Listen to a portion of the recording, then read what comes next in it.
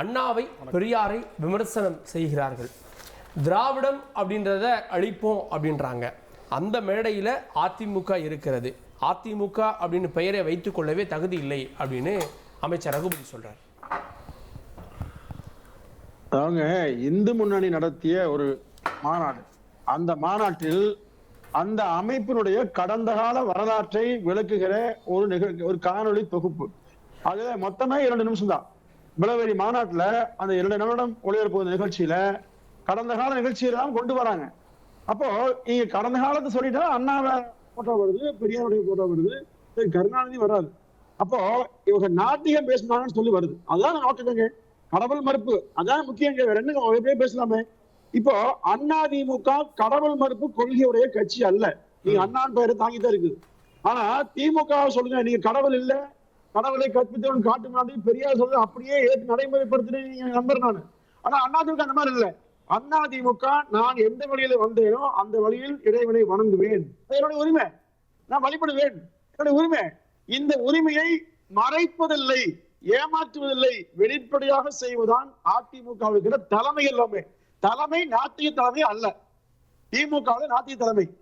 அவங்க தெரியாம பண்ணாங்க, தெரிஞ்சு பண்ணாங்க, மறைஞ்சு வராங்க, அதுதான் விஷயம். ஆனா இல்ல, பிள்ளையார் தேங்காயும் உடைக்க மாட்டேன், பிள்ளையாரையும் உடைக்க மாட்டேன்னு சொன்னது யார்? அண்ணா சொன்னாருங்க. ஆனால் பிள்ளையாரையும் உடைக்க மாட்டோம், தேங்காயும் உடைப்போம். அண்ணா அதிமுக உங்களுக்கு என்ன பிரச்சனை இல்லை? வெளிப்படையா சொல்றேன். இந்துக்களுக்கு எப்படியோ, கிறிஸ்தவர்களுக்கு எப்படியோ, இஸ்லாமியருக்கு எப்படியோ 3 பேரும் இறைவன் இருக்கிறார் என்று நம்பக்கூடியவர்கள், அந்த நம்பிக்கை நொழியிலே வாழ்கிறவர்கள். இதற்கு அதிமுக தடை சொல்லாது, குறுக்கே நிற்காது. அவர்கள் வழியிலே அவர்கள் இறைவனை நம்புகிறார்கள். அவர்கள் மார்க்கம் அவர்கள் சொந்தம். இப்ப நாளைக்கு ஏற்கனவே திரு எஸ்.பி. வேலுமணி கோயம்புத்தூர்ல கிறிஸ்துவ மாநாடு நடத்தினாருங்க சென்ற ஆண்டு. ஐயா எடப்பாடி கலந்து விட்டாரு. அதே மாதிரி எஸ்.சி. மாநாடு நடத்தினாங்க, முஸ்லீம் மாநாடு கலந்து எடப்பாடி கலந்துட்டாரு. இப்ப இந்துக்கள் மாநாடு நடத்துறாங்க. இது எல்லோரும் வழிபாட்டு உரிமைக்காக அவரவர் வழியில நடத்துவாங்க. அவரவர் இந்துக்கள்னா ஒரு மாதிரி தீர்மானம் போடுவாங்க, இஸ்லாமியர் போடுவாங்க, கிறிஸ்தவர் போடுவாங்க. இது எல்லோரும் தீர்மானத்தை எல்லாம் அந்த கலந்துக்கிற எல்லோரும் அப்படியே ஏற்பதாக அர்த்தமாகுங்களா? அர்த்தம் சொல்ல நான் பல சொல்றேன். இதே திரு ஸ்டாலின் என்ன கலந்து நிறைய சொல்றேன். 9/9/1967 பேரறிஞர் அண்ணா பெருந்தகையவர்கள் முதலமைச்சராக இருந்த போது காரைக்குடியில் நடந்த இந்து அபிமானிகள் மகாசபை கூட்டத்தில் கலந்து கொண்டு இப்படி பேசியிருக்காரு. அப்போ ஒவ்வொருவருக்கும் ஒரு வழிபாட்டு உரிமை இருக்கிற போது அதை தடை செய்கிற வகையில ஒரு சாராரை மட்டுமே பேசிக்கொண்டு இவர்கள் ஓட்டு வங்கியை ஒன்றை நிலைநிறுத்த பார்க்கிறாங்க.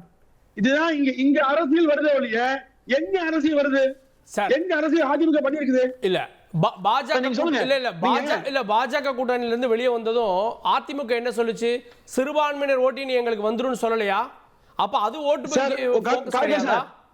சார். இதுல திரும்ப எந்த இடத்தை எடப்பாடி சொன்னு சொல்லுங்களா? அதிமுக தலைமை இந்த மாதிரி சிறுபான்மை ஓட்டுக்காக வெளியே சொன்னாங்களா? இல்ல சார், வந்ததுக்கு அப்புறம் நீங்களா கற்பிக்கூடாதுங்க.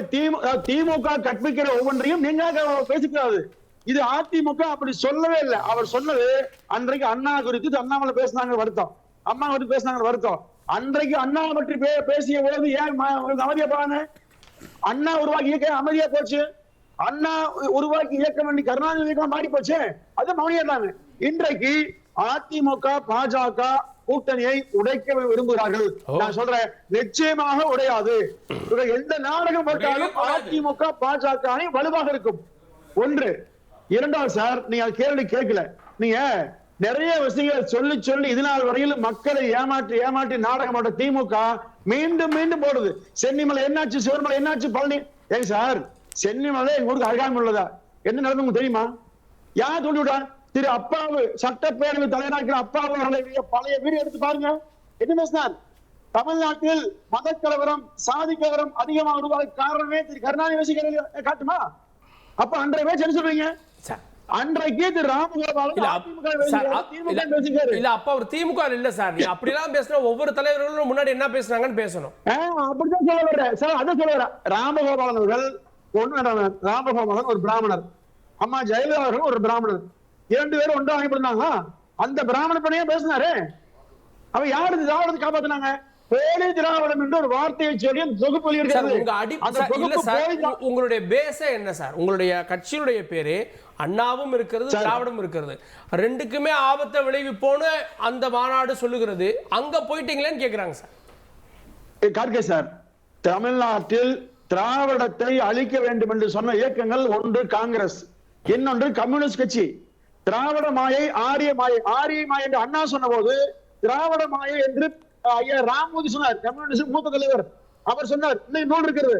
பாஜக சொல்றாங்க சார். சார் பாஜக சொல்லுச்சு, மறுபடியும் அந்த பாஜக 99ல இதே திமுக கூட்டி வச்சுது. தெரிஞ்சு ஏன் கூட்டி வச்சீங்க நீங்க? இப்ப நீங்க கொள்கையோடு இணைந்து கூட்டி வச்சீங்களா இல்ல வேற காரணமா? அதே காரணம் அதிமுக பொருந்துங்க. நீங்க ஒரு ஞாபகம் வச்சுக்க, வாழ்நாள் முழுவதும் கொள்கையோடு இருப்பேன்னு சொன்னீங்கன்னா பிஜேபியோடு நீங்க கூட்டு வைத்திருக்க கூடாது. கூட்டு வைத்து 99 மட்டுமல்ல, நாடாளுமன்ற தேர்தல் வெற்றி பெற்று அமைச்சர் இடம் மட்டுமல்ல, 2001 சட்டமன்றம் இடம் பெற்று ஹெச் ராஜா உட்பட 4 பேர் அவைக்குள் செல்வதற்கும் திமுக காரணம் இருந்தா இல்லையா? அப்ப என்ன கொள்கை மாத்தினீங்க? அப்போ உங்களுக்கு வந்தா மட்டும் தக்காளி சட்னி எவ்வளவு ரத்தமா அல்ல மாத்தி நானு. அதாவது சார், இது முழுக்க முழுக்க திமுகவின் அரசியல் மோசடி.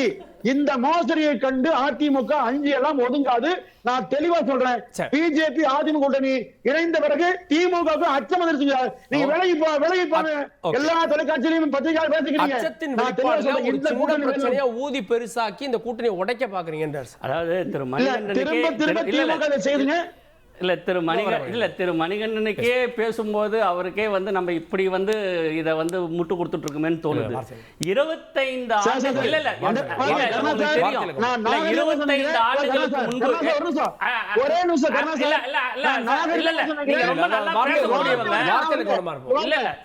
சப்போர்ட் பண்றீங்க சொல்லுங்க.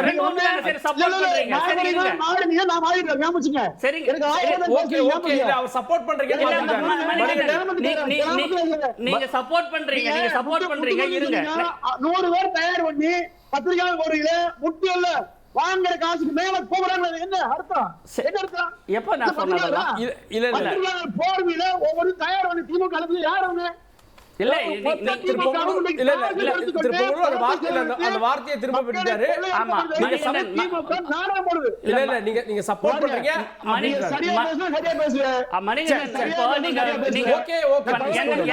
என்ன பேச அனுமதிங்க.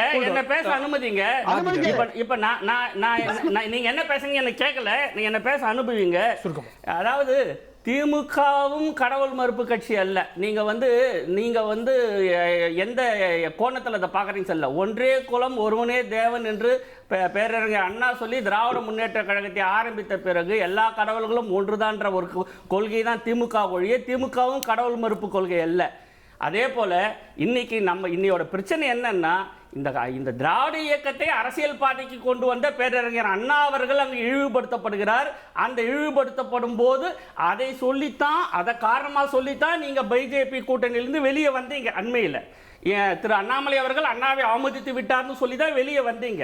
இப்ப மறுபடியும் அண்ணா அவர்கள் நேரடியாக அவ்வளவு மாநாட்டில் காணொலி காட்சியில் அவமதிக்கப்படும் போது அதற்கு நீங்க பதில் சொல்லாம 25 ஆண்டுகளுக்கு முன்பு கூட்டணியை முறித்து கொண்ட பிஜேபியிலிருந்து நாங்க திமுக கூட்டணி வெளியே வந்து 25 ஆண்டு காலம் ஆச்சு.